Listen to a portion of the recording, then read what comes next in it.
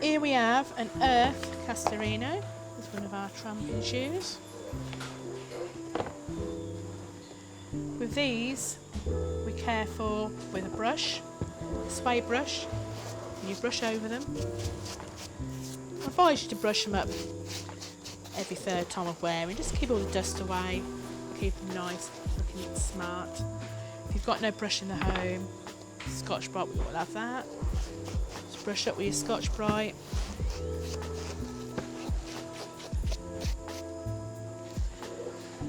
A tip here, when you're using your Scotch Brite and your brush, keep them away from your welt area because it can scuff the edge.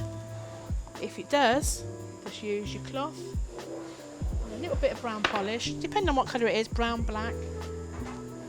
Just go around the edge, just put a little bit of colour back into it and then brush it back up.